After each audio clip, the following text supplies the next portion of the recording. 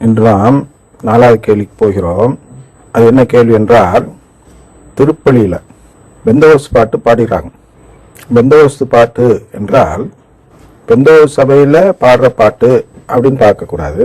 மாறாக எப்படி பார்க்க வேண்டும் என்றால், அந்த பாட்டை இயற்றியவர் எந்த நம்பிக்கையில் இருக்கிறார் என்று பார்க்கும்பொழுது, அவர் நற்கருணையை நம்பாதவராகவோ, கடவுளின் குடும்பத்தை நம்பாதவராகவோ, போப்பாண்டவரை தலைவராக, அதாவது தனது தந்தையாக ஏற்றுக்கொள்ளாதவராகவோ இருந்து ஒருவர் அந்த பாட்டை இயற்றினால், அந்த பாடல், அதாவது பாடலை இயற்றிய அந்த நபர் திருச்சபைக்குள்ளே இருந்தாலும், அதாவது திருச்சபைக்குள்ளே இருப்பது போல் காட்டிக்கொள்வார்கள், கத்தோலிக்கர் என்று காட்டிக்கொள்வார்கள். ஆனால் அவர்களிடம் இந்த நம்பிக்கை இருக்காது. அதுபோன்ற நம்பிக்கையற்றவராக, நற்கருணைக்கு எதிரான நம்பிக்கை உடையவராக ஒருவர் இருந்து அவர் ஒரு ஜெபம் எழுதுகிறார். அந்த ஜெபம்தான் பாட்டு. பாட்டு வடிவில் எழுதுகிறார். ஜெபத்துக்கு பல வடிவங்கள் இருக்கின்றன. அதில் ஒரு வடிவம் என்பது பாட்டு, இன்னொரு வடிவம் வாழ்த்து, பிரைஸ் தி லார்ட்னு சொல்றாங்க இல்லையா, அது ஒரு ஜெபம்தான். அதுகொண்டு அவர்கள் அதை செய்கிறார்கள். இவர் இந்த நம்பிக்கை இல்லாதவர் என்று தெரிந்ததும் அந்த ஜெபத்தை நாம் ஸ்வீகரிக்க கூடாது.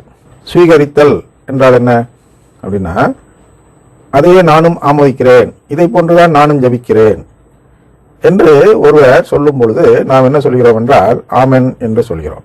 அப்ப அந்த குருவானவர் சொல்லும் ஜெபம் முடிந்ததும் நாம் ஆமென் என்று சொல்லும் பொழுது நாம் அந்த ஜெபத்தை ஸ்வீகரிக்கிறோம். அப்படித்தான் திருப்பலி நிறைவேற்றப்படுகிறது. குருவானவர் மட்டும் அங்கே ஜெபம் சொல்லவில்லை, அந்த சபையே கூடி அங்கே அந்த ஜெபத்தை சொல்லி அந்த நற்கருணை ஆண்டவரை புசிக்கிறோம். அவரிடம் இருக்கும் நம்பிக்கையை நாம் வெளிப்படுத்துகிறோம். அதான் ஸ்வீகரித்தல் அப்படின்னு வச்சுங்க. அவர் இன்னொருத்தருடைய ஜெபத்தை நாம் ஸ்வீகரிப்பது. அப்ப இந்த பெந்தகோஸ்து பாடல் என்றால் என்ன என்று பார்க்கும்பொழுது, வேறொரு நம்பிக்கையை சேர்ந்தவர், நற்கருணையை நம்பாதவர் ஒரு பாடல் எழுதுகிறார்.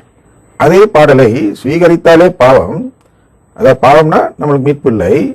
அதை ஸ்வீகரிக்க ஆமன் என்று சொல்லும் ஒரு வார்த்தையில் கூட சொல்லாமல் அதை அப்படியே ரிப்பீட் பண்றோம். அந்த பாடலை பாடும்பொழுது ஒவ்வொரு வார்த்தை, அவருடைய ஜெபத்தின் ஒவ்வொரு வார்த்தையும் நாமும் ரிப்பீட் பண்ணி, அதே ஜெபத்தை நானும் சொல்கிறேன், அவருக்கு என்னவோ அது எனக்கும் கிடைக்கட்டும் என்று சொல்வது போன்று ஒரு செயலை நாம் செய்யும் பொழுது அவருக்கு கிடைக்க இருக்கின்ற ஒரு தண்டனை நமக்கும் கிடைக்கும்.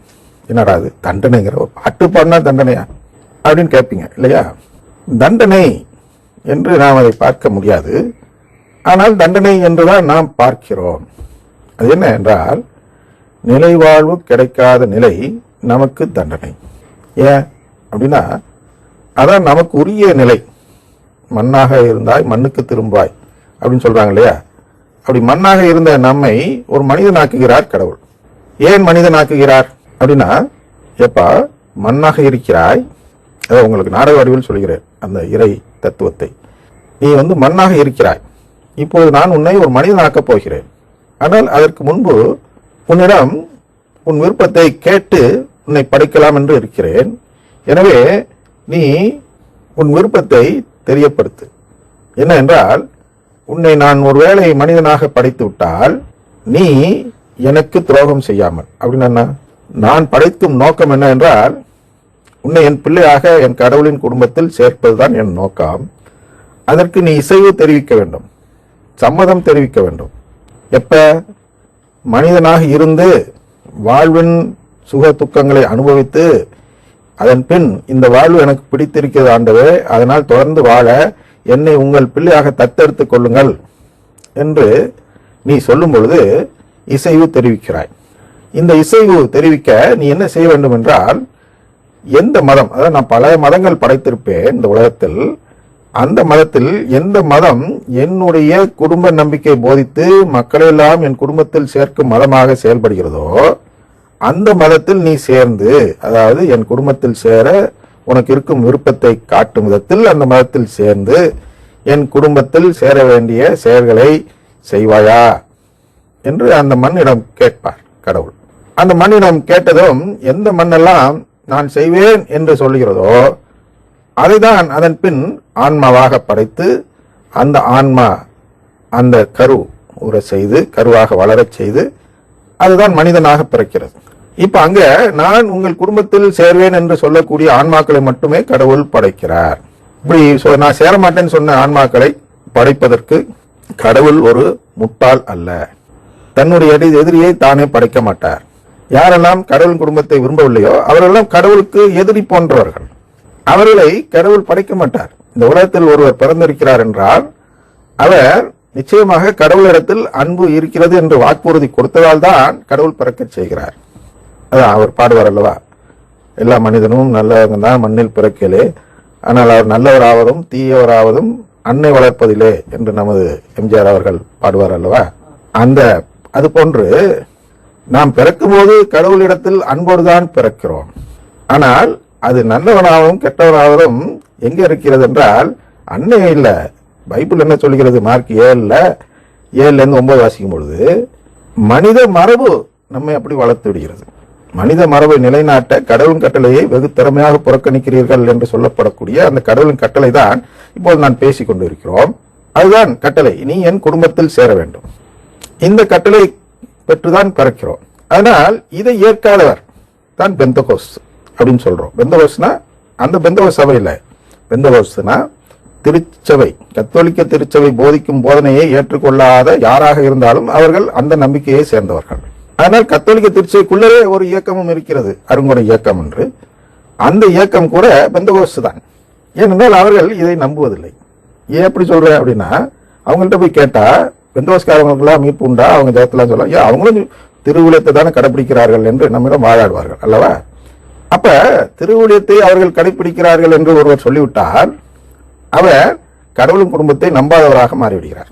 ஏனென்றால் கடவுளின் குடும்பத்தை நம்புவதுதான் திருவுளியத்தை கடைபிடிக்கும் செயல். அதை விட்டுட்டு நீங்க வேற எதையோ வச்சுக்கிட்டு இவங்களும் திருவுளியத்தை தான் கடைபிடிக்கிறாங்கன்னு கடவுள் குடும்பத்தை நம்பாதவர்களையும் பார்த்து சொன்னீர்கள் என்றால் நீங்களும் கடவுளின் குடும்பத்தை நம்பவில்லை என்ற நிலைப்பாட்டை எடுத்தீர்கள் என்று ஆகிவிடும். அங்கதான் பிரச்சனை வருது. என்ன பிரச்சனை வருது? மீட்புக்கான மெயினான பிரச்சனை அங்கதான் வருது. நாம் கடவுளின் குடும்பத்தில் உறவு கேட்கிறோமா இல்லையா என்ற பிரச்சனை வருகிறது. அதனால் இப்படிப்பட்ட கடவுள் குடும்பத்திற்கு எதிரான நம்பிக்கை உடையவர்களுடைய பாடலை நாம் பாடும் பொழுது நாமும் அந்த உறவு வேண்டாம் என்று சொல்பவராக மாறிவிடுகிறோம். அப்ப அந்த பாட்டை திருப்பலியில பாடுறாங்க. அப்ப நான் அங்க அமர்ந்திருக்கிறேன், வாய் அசைக்கவில்லை, ஆனால் அமர்ந்திருக்கிறேன். அப்ப நான் அந்த பாட்டல்ல பங்கெடுத்தேன் என்று ஆகுமா? ஆகாதா? நீங்க ஆகாது அப்படின்னு நினைப்பீர்கள். நீங்க ஆகாதுன்னு சொல்லிவிட்டால் என்ன நடக்கும் என்றால் நீங்கள் கண்ட அனைத்து திருப்பலியும் செல்லாத திருப்பலியாக மாறிவிடும். உங்கள் வாயினால் உங்களுக்கு வரக்கூடிய தீர்ப்பு அது என்ன அப்படின்னா, பல நேரங்களில் அநேக நேரங்களில் அநேகர் என்ன செய்வார்கள் என்றால் திருப்பலியில் பங்கெடுக்கக்கூடிய அந்த பதிலுரைகளை சொல்லாமல் அமைதியாக தான் அமர்ந்திருப்பார்கள். அப்ப அமைதியாக அமர்ந்திருந்தால் அது பங்கெடுக்கவில்லை என்றால் நீங்கள் பங்கெடுத்த அந்த திருப்பலி செல்லாது. லேட்டா வாரீங்க, நன்வாங்க செல்லாது. இப்படி நிறைய விஷயங்கள் செல்லாமல் போயிடும். அதனால நாம் அங்கே அமர்ந்திருந்தால் போதும், அதை நாம் பங்கெடுத்தோம், ஸ்வீகரித்தோம் என்று பொருள்பட்டுவிடும். எனவே இந்த கடவுளின் குடும்பத்தை நம்பாதவர் இயற்றிய பாடலை நான் பாடவில்லை என்று கடவுளிடம் சொல்ல வேண்டும் என்றால் அங்கிருந்து எழுந்து வெளியே வந்து விட வேண்டும். அப்ப நற்கருணை ஆமதிக்காதா? நற்கருணை ஆண்டவர் நமக்கு என்ன சொல்கிறார் என்றால், என் குடும்பத்தில் சேர்ந்து விடு என்றுதான் சொல்கிறார். புரிஞ்சுங்க, அவர் கொடுக்கும் கட்டளை அதுதான். அப்ப அவர் குடும்பத்தில் சேர்வதற்கு உதவாத ஒரு ஜெபத்தை நான் சொல்வது அவருக்கு பிடிக்குமா? அதை சொல்ல மாட்டேன் என்று நான் மறுப்பது பிடிக்குமா? நான் உங்க குடும்பத்தில் சேர்ந்த ஆண்டவரே, அதனால் இந்த ஜெபத்தில் நான் ஈடுபட மாட்டேன், ஸ்வீகரிக்க மாட்டேன், நான் வெளியேறுகிறேன் என்று நான் சொல்லும் பொழுது, அவருடைய குடும்பத்தில் சேர்வதற்காக நான் வெளியேறுகிறேன் என்ற நிலைப்பாட்டை நான் எடுக்கும் பொழுது அவர் மகிழ்வாரா அல்லது என்னிடம் கோபித்துக் கொள்வார்? என்ன நீ பாட்டு முதுகு காட்டிட்டு எழுச்சி போற, நான் பெரிய அரசன் உட்கார்ந்துருக்கேன் அப்படின்னு இருப்பாரு. நற்கருணை ஆண்டவர் அது மாதிரி கோச்சிக்கிறவர் அல்ல. அவர் அவ்வளவு சிலுவையில ஏன் கஷ்டப்பட்டார்னா இந்த உறவு கொடுப்பதற்காக கஷ்டப்பட்டார். ஒரு மனிதனாக தான் இருக்க வேண்டும், அப்போதான் உறவு கொடுக்க முடியும் என்ற நிலைப்பாடு இருந்ததால் அவர் அவ்வளவு துன்பங்களையும் இந்த உறவு கொடுப்பதற்காக ஏற்றுக்கொண்டவர். இந்த எந்திரிச்சு போறதை அவரை புண்படுத்திவிடும். அதுவும் அவருடைய உறவை தேடி எழுந்து போகிறோம். ஆனால் என்ன பலன் என்றால் இரட்டிப்பு பலன். என்ன இரட்டிப்பு பலன்? திருப்பலிக்கு வந்ததே அவருடைய உறவை கேட்க என்று ஒரு முறை கேட்கிறோம். திருப்பி எந்திரிச்சு போறது அவருடைய உறவை கேட்பதற்கு அடையாளமாக எழுந்து செல்கிறோம் என்பதற்காக எழுந்து போகிறோம். அதனால் 2 முறை கேட்டதற்கு சமமாக மாறுகிறது. எனவே எழுந்து போவது அங்கே அவமான செயல் அல்ல, நற்கருணை ஆண்டவர் எதிர்பார்க்கும் செயல். அதை புரிந்து கொள்ளுங்கள். நாளை அடுத்த கேள்வி பார்ப்போம். என்னன்னா, பிஷப்பு ஃபாதர்ஸ்லாம் தெரியாதா அப்படின்னு ஒரு கேள்வி கேட்பாங்க. அதை பத்தி பார்ப்போம்.